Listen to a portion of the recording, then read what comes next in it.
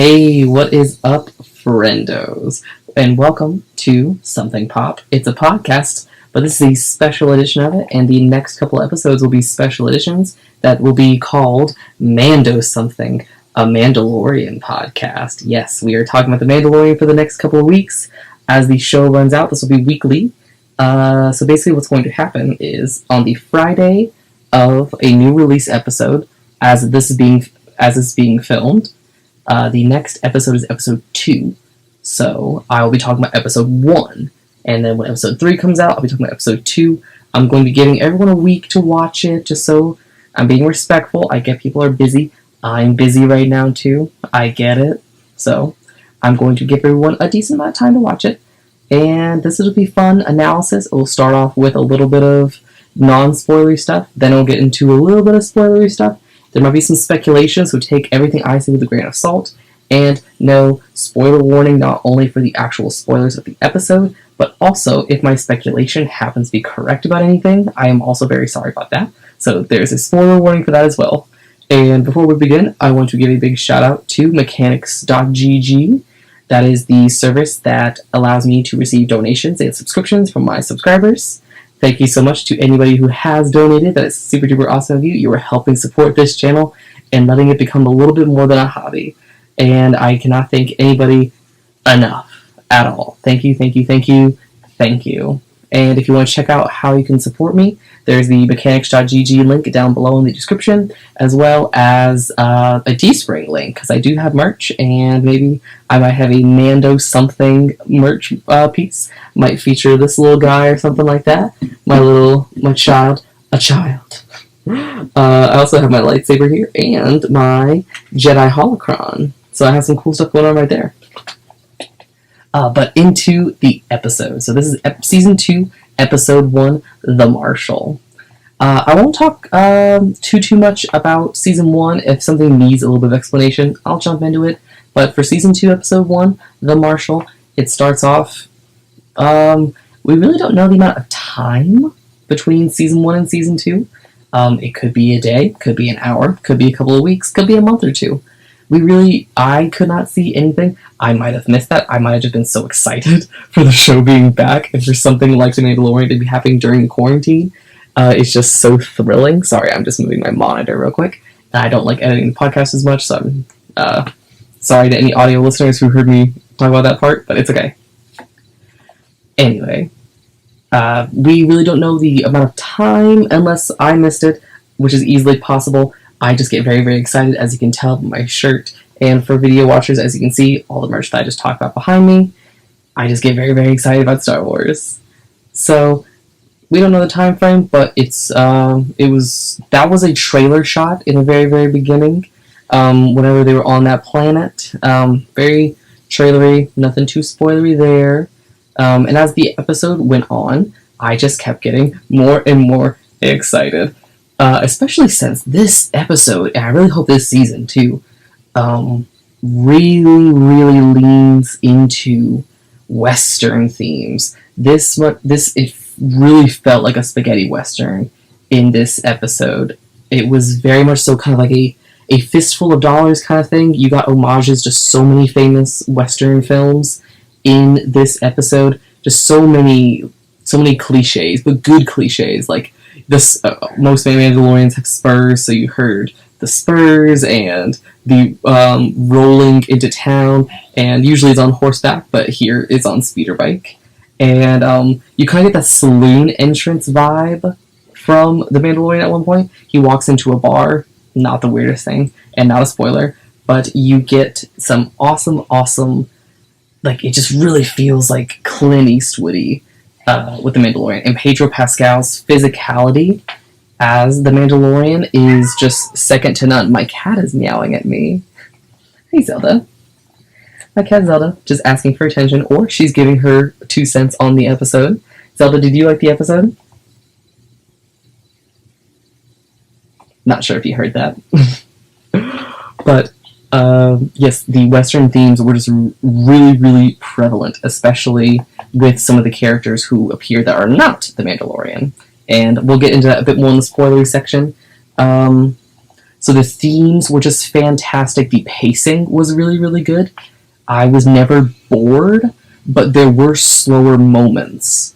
And that, when a show can do that, it is just incredibly impressive. I will never not be impressed by that, because often a lot of those shows, people want action. It's Star Wars, they want the fun stuff, and so many people complained about the prequels that there was a lot of bureaucratic things and the politics, all the boring stuff, and I will admit at times it was a big bore. But here in The Mandalorian, they really nailed conversations, because somehow during a conversation it still feels high stakes, and that is that is fascinating to me, that the writers of the show can do that. Jon Favreau, Dave Filoni, and other writers, that chef's kiss. It is just phenomenal. From a technical aspect, I really love camera work. I really love cinematography, and the cinematography in this episode was, oh my god, it was so good.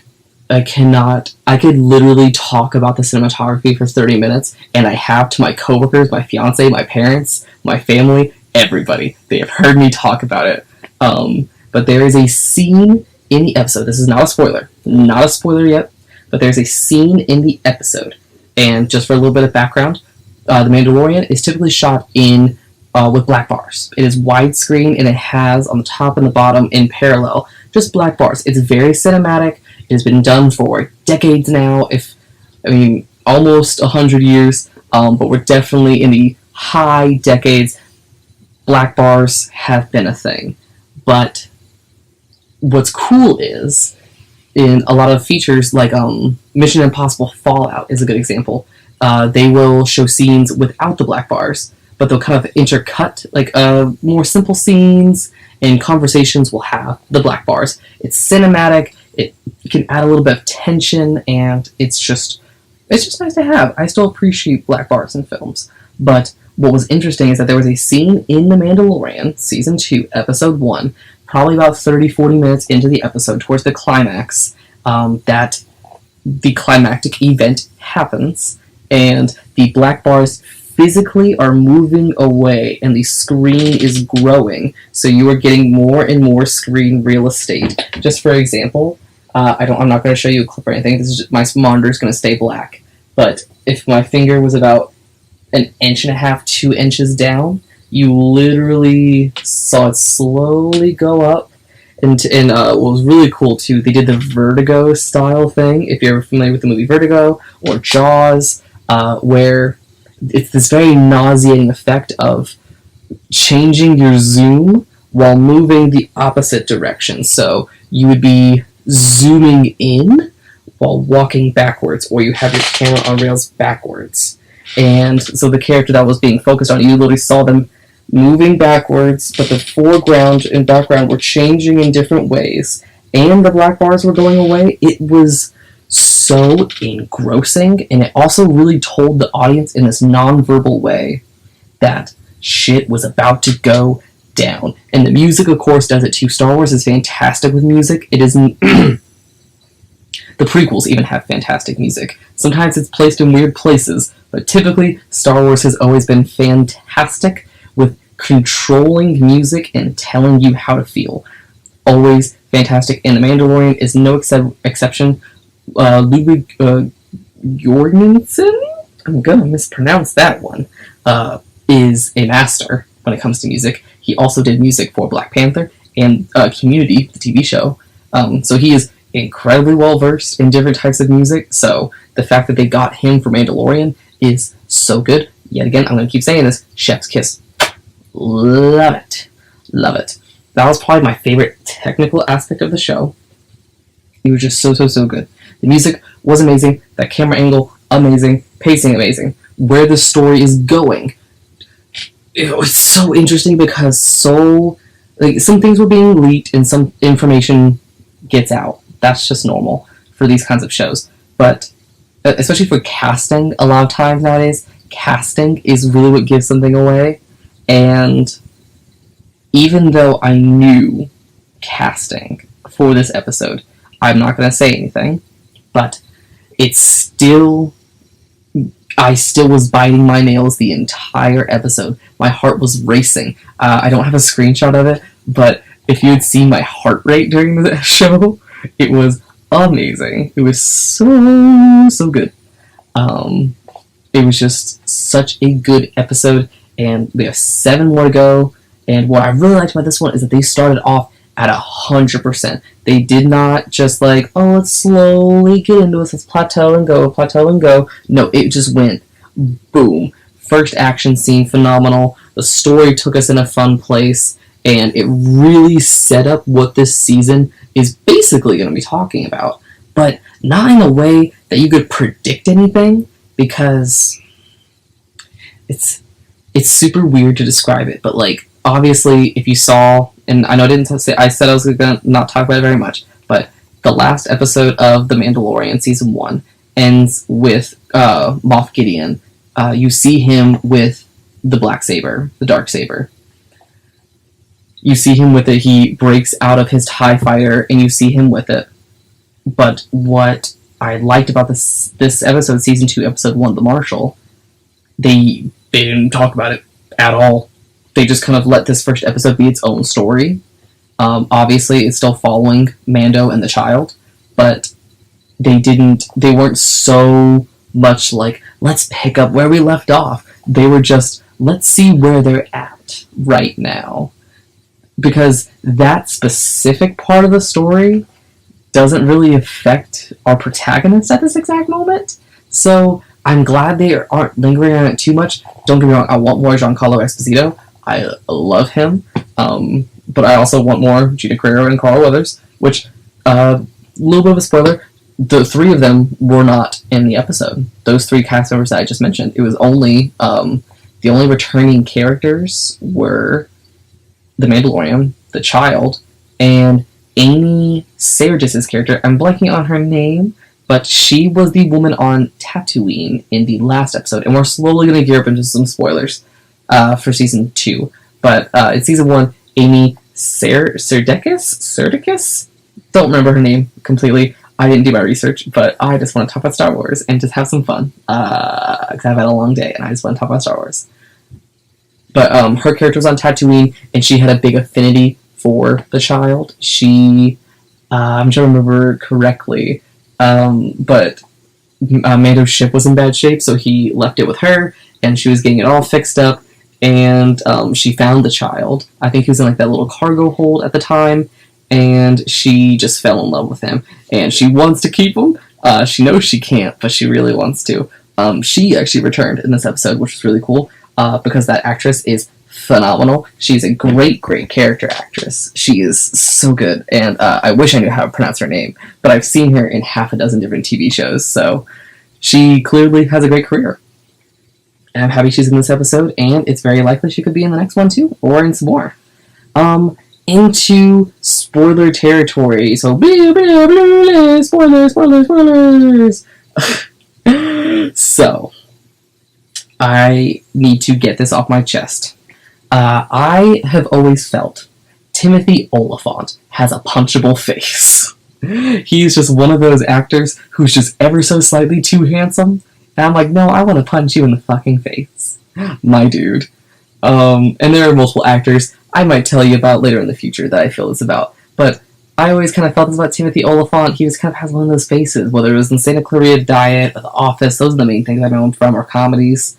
But, because I haven't really seen him in Westerns. I think he's in Deadwood, and he's in other Western-based things. I haven't seen those, so that might be why I don't like him as much. It's because I've seen him in comedies where he plays this charming guy. And of course he was charming in this. Spoiler, he's in it. He's in The Mandalorian Season 2, Episode 1, The Marshal. He is the Marshal, because you see it whenever the Mandalorian gets into, there's a town on Tatooine, because he lands in Mos Eisley, and Mos Espa is where Anakin and Shmi are from. This was, I'm gonna have to Google this. We're gonna need to do a Google. Mos Pelgo. That was it. Mos Pelgo is the town. But super duper cool. town. Definitely not. It's a similar architecture to Tatooine, but it is not exactly similar Tatooine. It's very similar to Mos Espa and Mos Eisley, but is definitely more small town vibe. Really feels more like a western town compared to other towns in Tatooine that we've seen so far. But that is where we meet Timothy Oliphant's character, Cobb Vanth. And he is the marshal of this town, and he is the current owner of the Boba Fett armor. Yeah, Boba Fett. Like, got eaten by a Sarlacc 5 years ago, Boba Fett. So, that already opened up some questions that we were speculating already, so that's really interesting, because we've just been very curious about Mandalorians in general. The lore has shifted around over the years, so I'm happy they're kind of going with this very Legends-based vibe I'm getting. But Cobb Vanth is currently the owner of the Mandalorian armor, the Mandalorian armor that belongs to Boba Fett, and he's the marshal of Mos Pelgo, and Mos Pelgo has a very big krayt dragon problem. Really, the surrounding area of Mos Pelgo has a krayt dragon problem. You see a big-ass krayt dragon going down the path of Mos Pelgo. It's pretty much like a one-street town, from what it looks like, and it just totally changes the landscape when it goes through. And not only is it affecting Mos Pelgo, but it affects these Tusken Raiders nearby. And these two factions that don't really like each other, they have a lot of disagreements, but the Mandalorian is kind of this really cool neutral party, and he really gets the two of them to just kind of settle their differences because they both have the same problem. And there's no good team or bad team here. The Tusken Raiders raid from many of the humans in Mos Pelgo, but some of the Tusken Raiders some of the Mos Pelgo citizens kill the Tusken Raiders, and they take the water that the Tusken Raiders need. So there's a whole lot of confusion and anger all there, but they unite because they're both being affected by the krayt dragon. And in order for Mando himself to get Boba Fett's armor from Cobb Vanth, he says, "Hey, if you can help us destroy this krayt dragon, it's all yours, my dude." And the big climax that I was telling you about is the fight between the Tusken Raiders, the Mos Pelgo citizens, and the Mandalorian. And it is such a good fight. You get to see not one, but two Mandalorian armor users flying with their jetpacks, so it's cool seeing two of them. We've seen Jango do it, and we've seen Boba do it, but it's cool seeing both. It is, like I said, chef's kiss. Love it. Absolutely love it. And seeing Tusken Raiders fighting with humans, such a cool thing. I really like that they included this. It was nice. I like it. Not every race has to fight each other in Star Wars. And of course they can have their arguments, but it's really cool to see this. The show, and I'm also watching the Clone Wars and Rebels at the same time, so I'm learning more about extended universe stuff, because I've loved the movies for so long, and I just have never gotten around to watching the shows, but now I am, and I'm having such a good time. And I'm learning more and more and more about this extended universe, and The Mandalorian has been my favorite piece of the extended universe so far, but it's giving me more examples of cool stuff to talk about. Like Cobb Vanth using the targeting antenna on Boba Fett's helmet. We don't get to see him use that very much in the original series, but you straight up just see it go, and it makes the same noise. New Rockstars pointed this out, but it makes the same noise that the X-Wing targeting computers do, and I thought that was a really cool little thing. But Cobb Vanth uses the little targeting thing. He goes after some raiders, not Tusken Raiders, but these are some different raiders, kind of a gang that's messing around with Mos Pelgo at some point, and then he lowers his back and shoots the missile off from the jetpack and just wipes them out completely. He does that twice. He does that once in a flashback and then once for the krayt dragon fight. It is so cool. Love it. Cobb Vanth was just such a cool character. It really changed my opinion of Timothy Oliphant, because he really just fits in Star Wars. And Nerdist on Twitter, just at Nerdist, They made a fantastic fan cam of Cobb Vanth, and that one really made me laugh. But it was just such a good episode. I'm now a stan of Timothy Olyphant in Star Wars. I'm a fan. Big fan. But it was such a good episode. And then the episode ends. You see Mando. He's, claimed the armor. And he has the child with him. Hops back on the speeder bike. And he is flying down the road. Down the big open field. You have the binary sunsets. Beautiful. Classic Star Wars. What is it? We've had it in so many different Star Wars properties now, but it never gets old. Never gets old, especially when it's with the right music. And then you see a shadowy figure standing kind of above him on a canyon, definitely out of sight of the Mandalorian, and turns around, and it's Boba Fett. It's Boba Fett. They straight up showed us Boba Fett in the first episode. What the crap? And it's the same actor who was Jango Fett, Terry Morrison. Like, that's so cool! Like, not only is it great to see him again, because he did such a good job as Jango Fett, and he was a great voice for all the clones, but it is so cool. And also, granted, a lot of the clones are also D. Bradley Baker, so I want to give him a shout out as well, but it's great seeing Tamir Morrison here, too. It was just so cool seeing him. His look is so much different. Obviously, he's older, but he was a little bit bigger. He had the bald head, and it was just so cool. And he was kind of wearing like a blackish cloak, and he had two weapons that were very much so not Mandalorian style. One of them might have been a gun. One of them was like a spear, but the other one looked kind of like a gun. And I'm excited to see. We have 7 episodes left, and that's where they leave us. So this whole episode, like, if they just said, hey, you're only going to get 1 episode, this was a very conclusive episode. This told the stories from start to finish. It actually, in some ways, can kind of stand on its own from season 1, which is kind of cool. I really like that. I like that they can do that. Not everything has to be interconnected. I mean, it's a TV show, so it's gonna be, but I like that these stories can exist within itself. I'm all fine. I'm happy to have 2-parters, 3-parters, whatever. But I really appreciate when a story can be self-contained. The Star Wars universe has always been about the Skywalker saga, and I love the Skywalker saga, but I think it's time to continue on with things that are not Skywalker. So I like these self-contained stories. Self-contained stories that aren't humongous. This really only affects Mos Pelgo in this episode. It affects Mos Pelgo, and it affects the thugs in the beginning of the episode on that other planet, so that's really about it. And that's really, speaking of about it, that's about it for Season 2, Episode 1 of The Mandalorian, The Marshal. I had such a great time. I hope y'all had a great time watching that episode, and also watching this episode of ManderSomething, a Mandalorian podcast. I had so much fun talking to you guys about it, and I had so much fun watching the show, and I can't wait to watch more. I get to watch some tomorrow. I might actually watch it during my lunch break at work. Might be a little scandalous, so I can brag about it to my coworkers. I am so excited, and leave a comment down below about your thoughts about the episode. Be sure to put spoiler if you're going to say anything.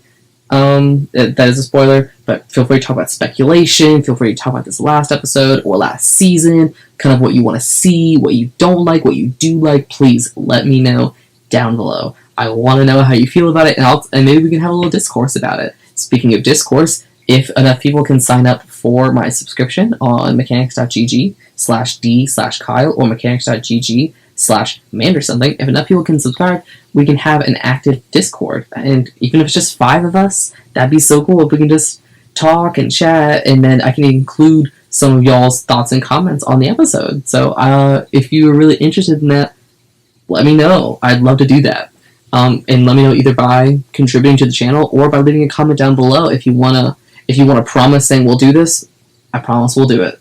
And that's where I'm going to go ahead and end it. Thank you guys so much for watching. Like, comment, subscribe, all of this. And I will see y'all next week.